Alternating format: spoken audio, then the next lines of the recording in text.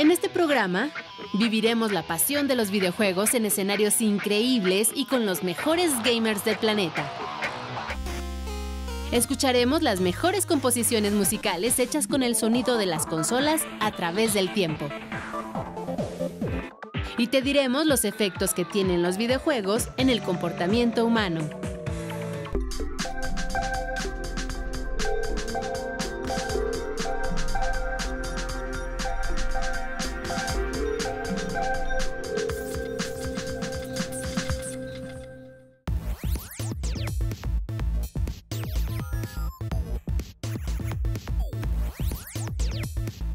Bienvenidos a Factor Ciencia, yo soy Alejandro García Moreno y continuamos en la Escuela Superior de Cómputo del Instituto Politécnico Nacional platicando con los jóvenes del Club de Desarrollo de Videojuegos.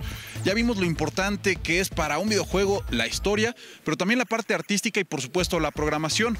Quédate con nosotros y continúa aprendiendo sobre el desarrollo de un videojuego aquí en el Instituto Politécnico Nacional. Comenzamos.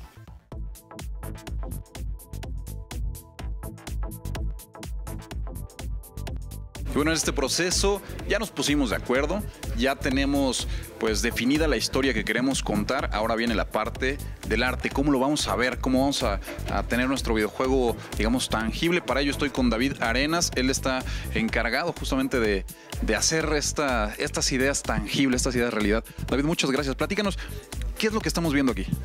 Aquí lo que se puede apreciar, bueno, como hace rato ya le comentaron sobre la historia, este vendría siendo el cuarto principal, donde se va a ir despertando el personaje. ¿Qué es lo que estás haciendo tú aquí? Vendría siendo modelar cada objeto individualmente. Okay. Lo que son las puertas, la cama, todo es individual con sus respectivos materiales, las texturas, para hasta el último ya juntarlo todo y ya crear lo que es la estructura básica del primer nivel. Pueden ser cientos de objetos. Cientos de objetos. También tenemos que ir detallando los pequeños objetos, como por ejemplo vendría siendo si es basura, las latas, que tenemos que modelar todo, absolutamente todo desde cero, individualmente. Oye, hay algunos objetos dentro de la historia con los que tú puedes interactuar y otros con los que no, unos que forman parte digamos, de escenografía prácticamente. Esto, ustedes también aquí le dan un mayor realismo, mayor realce para que el jugador lo pueda identificar. Sí, mira, por ejemplo aquí se pueden mover individualmente todos los cajones. Okay. Ya respectivamente con una animación de que el personaje vaya y agarra la manija y jale el cajón. Todo eso se hace también con con Blender. Oye, y cada uno de estos elementos lleva su proceso de renderizado, que es este proceso matemático para que estas líneas se transformen en nuestro objeto, nuestra textura. Lo que es el renderizado, todo depende de la máquina, porque como tiene que hacer muchos cálculos sobre las reflexiones de la luz, si hay espejos, por ejemplo, todo esto lo calcula y, como digo, todo depende de la máquina. Si es una buena máquina va a ser menor el tiempo en que va a renderizar que si fuera una más o menos chafita.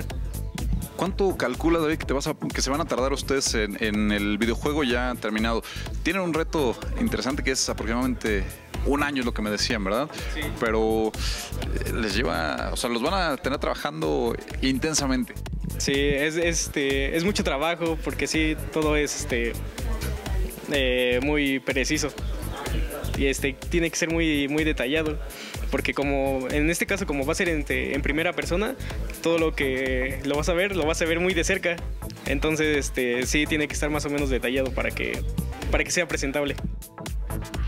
Bueno, pues esta parte, digamos, del videojuego, que es la parte visual, la parte que nosotros vamos a estar viendo cuando estamos frente a nuestro dispositivo de juego, es, por decirlo de alguna forma, el cascarón del videojuego, porque la parte fuerte también es la programación, y esa la vamos a ver a continuación.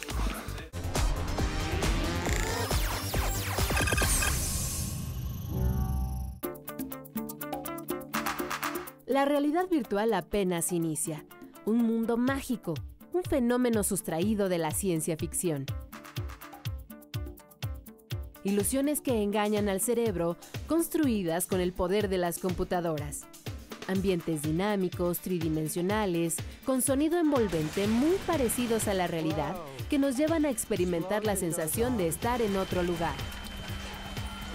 VR could be seen by some as gimmicky, unless you try it. And when you try it, you know that there's something there. You know that it's bringing something special into people's lives, traveling distances you would never do yourself.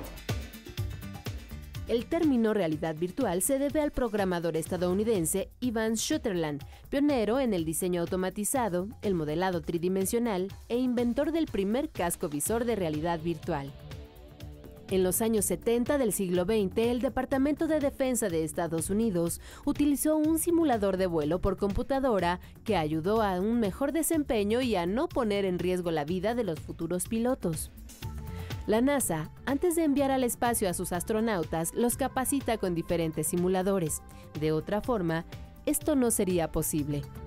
Y en la medicina, esta tecnología es una extraordinaria herramienta de ensayo de intervenciones quirúrgicas.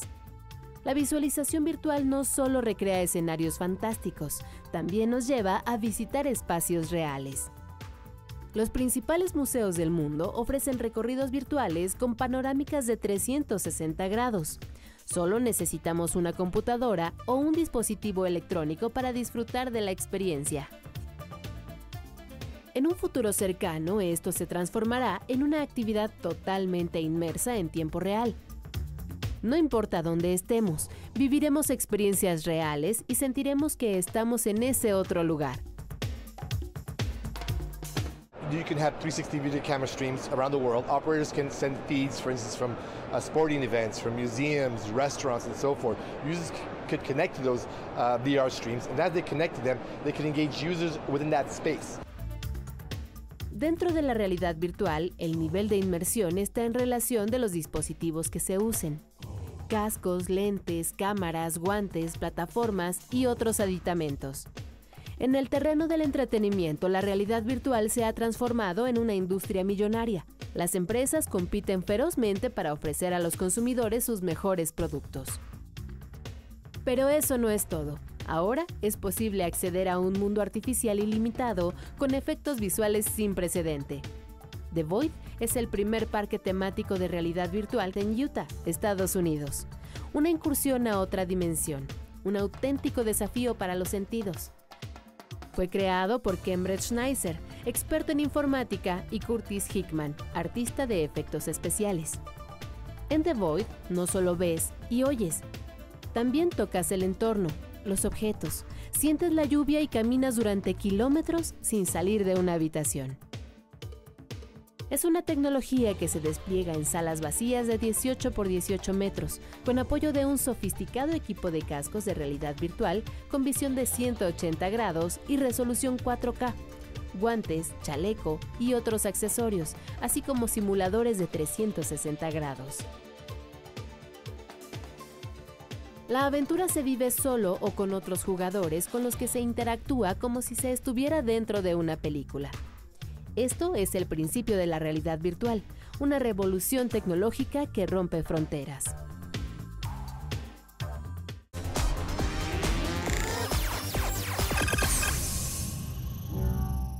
Con las competencias de eSports o deportes electrónicos se pueden llenar estadios completos. En países como Japón, Estados Unidos o Alemania, los gamers pueden recibir el mismo respeto que un atleta profesional, ya que sus jornadas de entrenamiento para perfeccionar sus técnicas y las largas horas que pasan frente a las consolas implican un desgaste físico muy importante.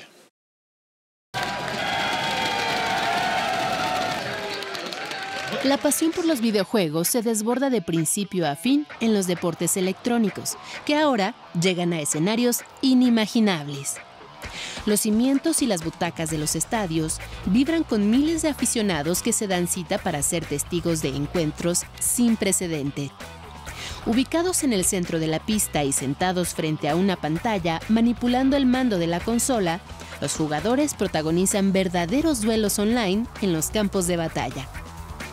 dan muestra de sus reflejos, estrategia y rapidez. Por ejemplo, en League of Legends, uno de los videojuegos más populares que puede tener conectados hasta 27 millones de gamers al mismo tiempo. Es del género de batalla multijugador en línea. Al igual que otros videojuegos, tiene sus propias reglas. Cuenta con infinidad de torneos en todo el mundo, incluida la Championship Series, en la que los profesionales reciben grandes sumas de dinero por sus triunfos. En esta ocasión, la final fue en Corea del Sur y el premio, $1 millón. En videojuegos como Overwatch, Warcraft, Call of Duty, FIFA, entre otros, la adrenalina, tensión y angustia la viven tanto jugadores como aficionados que siguen en pantallas gigantes la transmisión de las competencias que en algunas ocasiones son narradas por comentaristas. Para llegar a esos niveles de juego se requiere tiempo, dedicación y entrega.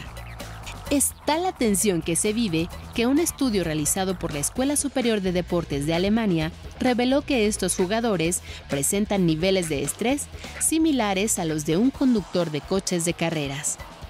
Los deportes electrónicos tienen su origen en la primera Olimpiada Intergaláctica de Space War que se realizó en 1972 en la Universidad de Stanford, en Estados Unidos.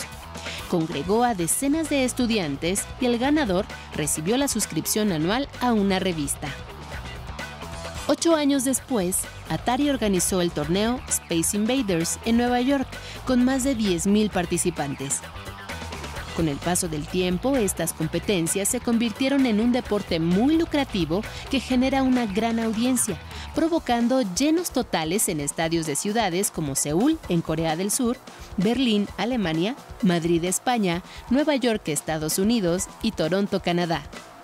La agencia de análisis y gestión de mercados Superdata reveló que en 2016 los eSports generaron $892 millones, los cuales provienen en su mayoría del mercado asiático. Y el número de espectadores fue de 213.8 millones de personas.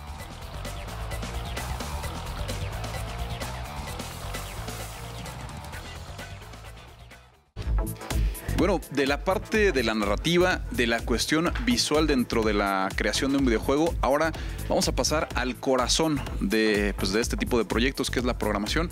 Para ello estoy con Alan Medina, nos va a explicar pues esto que nosotros estamos viendo aquí en lenguaje, letras, números, algoritmos, cómo se traduce y cómo se planea para que nosotros podamos tener esta experiencia de juego. Alan, muchas gracias. Gracias, igual.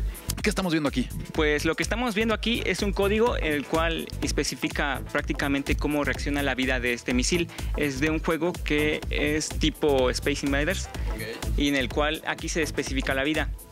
Aquí lo que se programa es que si llega a recibir algún daño, dependiendo del personaje, entonces va a recibir el daño y va disminuyendo cada vez su puntuación de la vida.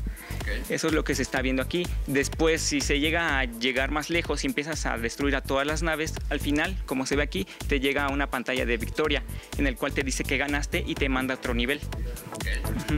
Y esto, pues, como decíamos, es el corazón del videojuego. Si no, sería un cuento, una historia, pero la posibilidad de poder oprimir un botón y que este reaccione, todo viene aquí. Platícanos, esta parte también requiere mucha creatividad y mucho estar en contacto con la historia, meterte a la historia de tu videojuego. Se relaciona mucho con las demás áreas. Por ejemplo, ya teniendo todos los demás elementos, que es la historia, los modelos, los entornos en un estado ya funcional, en el que ya podamos probarlos a nivel del juego, nosotros lo que realizamos es algo que se llama programación orientada a objetos. Esto lo que ocupamos es básicamente mucha lógica y análisis vectorial, ya que con eso pensamos en la manera en la que el personaje o el entorno van a interactuar entre sí.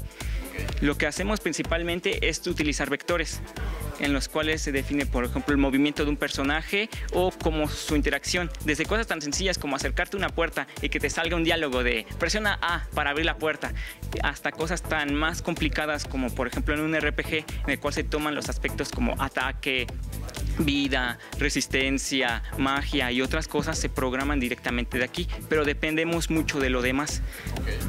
Y esta cuestión es interesante porque la lógica de la historia se tiene que traducir a comandos, a indicaciones, alternativas. Si no, bueno, pues puede ocurrir como me lo mencionaste, llegas a una puerta que tendría que abrirse, pero si no está aquí definido... No hace nada. Por ejemplo, si nos acercamos a una puerta y dice presiona A para continuar, pero yo no le digo que haga algo cuando presione A, entonces cuantas veces presione A no va a reaccionar. Incluso podemos hacer cosas como animar la misma puerta directamente desde aquí. Podemos saltarnos algunos pasos como la animación. Por ejemplo, en un caso, en una de las clases, vimos cómo abrir una puerta utilizando ciertos ángulos para mover la puerta conforme se presionara A. Se aprieta y entonces la puerta se rota independientemente de una animación, se hace directamente desde la programación. ¿Cuántos lenguajes existen para la programación de videojuegos y cuáles están utilizando ustedes? En este caso estamos utilizando uno que se llama C#. Para esto utilizamos una interfaz que se llama Visual Studio. Se apoya bastante en Unity para el momento de programar. Hay diversos lenguajes de programación, podemos usar Java, C++, otras cosas, pero principalmente C# es la principal porque es más dedicada a la programación orientada a objetos. Y bueno, pues también aquí ustedes pueden definir si van hacia qué tipo de plataforma de juego, si puede ser a lo mejor un dispositivo móvil, si puede ser una pantalla de computadora o pues ya en el mejor de los casos una consola de videojuego. Sí, se puede sacar mucho provecho dependiendo del dispositivo que se use. Por ejemplo, en un celular podemos tomar algo que se llama el acelerómetro. Para un juego de carreras se puede programar para que dependiendo de en qué posición se encuentra el celular, se puede dar la vuelta o inclinarse o incluso acelerar. Y sobre todo en consolas es lo que principalmente se va, porque es a donde se realizan los juegos grandes. Y ahí se utilizan los comandos por los controles y otras cosas. Eso depende de cada dispositivo qué provecho le quiera sacar. En estos videojuegos que están desarrollando aquí ustedes, ¿cuál es el objetivo? ¿A qué tipo de plataforma lo quieren llevar? En este caso estamos realizando nuestra beta del juego que sería para PC. Los demás juegos, por ejemplo, en que es de un panda, en el que con solo presionar un clic salta, que es un juego tan sencillo, pero aún así también lo estamos aplicando para computadora.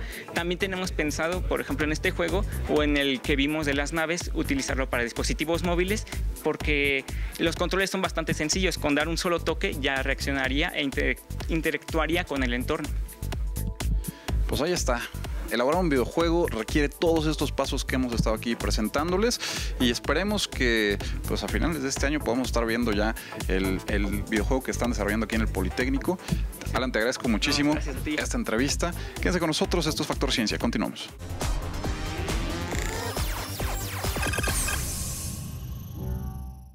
Los videojuegos también han sido objeto de estudio para las neurociencias. Hace algunos años se había documentado efectos negativos por el abuso de los videojuegos. Sin embargo, hoy en día se habla también de habilidades que se despiertan con el uso de esta tecnología.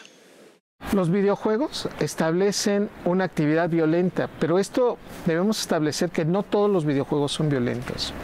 Hay videojuegos que generan aspectos positivos. En relación a los juegos violentos, lo que sucede es que la gran mayoría de ellos proporcionan ganancias o ventajas secundarias cuando se está jugando.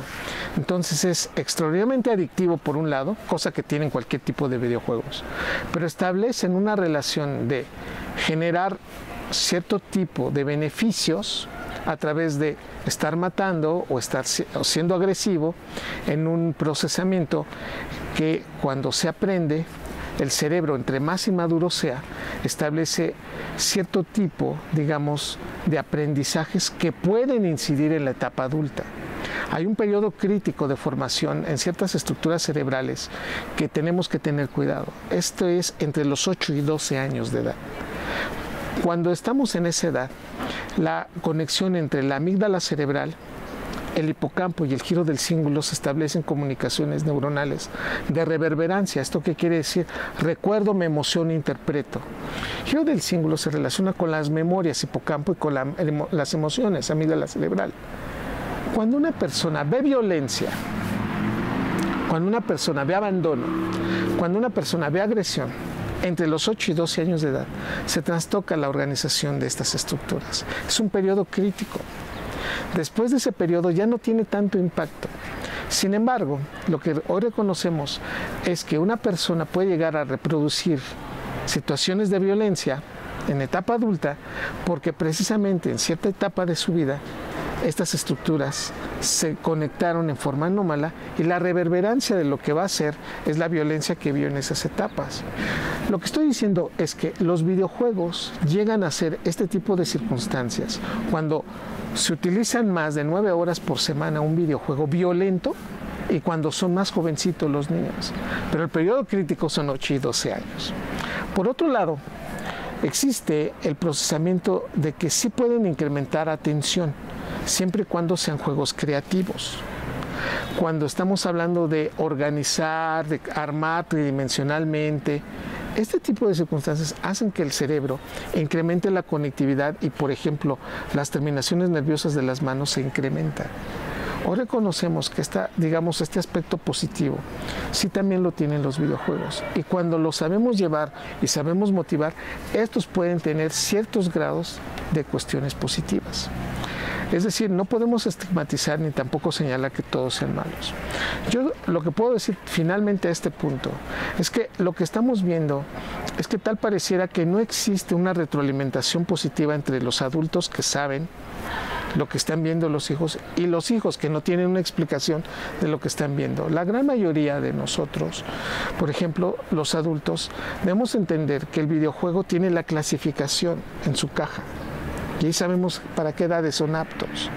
Empezando con ese tipo de circunstancias y después sentándome con él para explicarle que lo que está viendo es una realidad virtual, incluso un proceso que no existe y que no debe de pasar un juego, y que las armas en un entorno negativo siempre hay consecuencias negativas.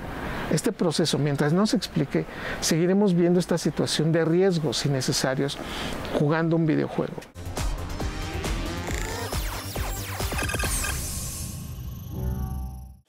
Consolas como el Atari, el Nintendo o el Game Boy, que hace 20 años eran considerados los dispositivos de punta, hoy en día siguen vigentes, pero para el desarrollo de música electrónica. Vamos a conocer este movimiento.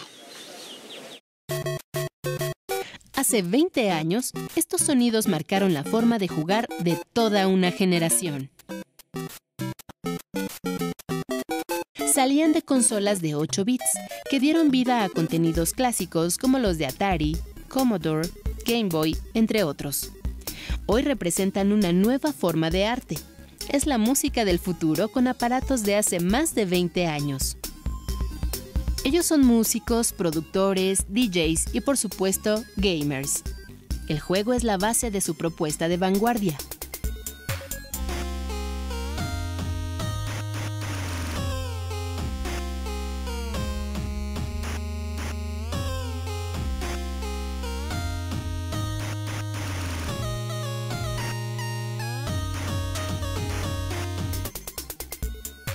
La música de 8 bits es una corriente electrónica que se rige por algunos de los principios más elevados de la era digital, el software libre y las descargas gratuitas. Prácticamente cualquiera puede convertirse en un ejecutante de bits. Los botones en las máquinas son detonadores de los diversos sonidos. El resultado depende de la creatividad. Algunos gustan de hacer covers.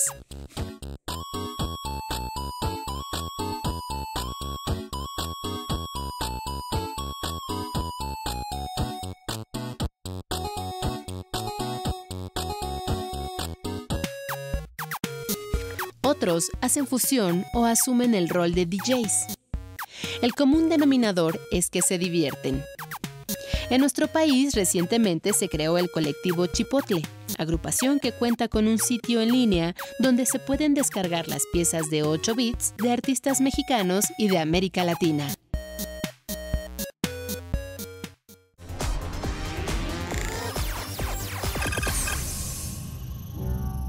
Espero que hayas disfrutado de este segundo programa que realizamos con los jóvenes del Club de Desarrollo de Videojuegos de la Escuela Superior de Cómputo del Instituto Politécnico Nacional.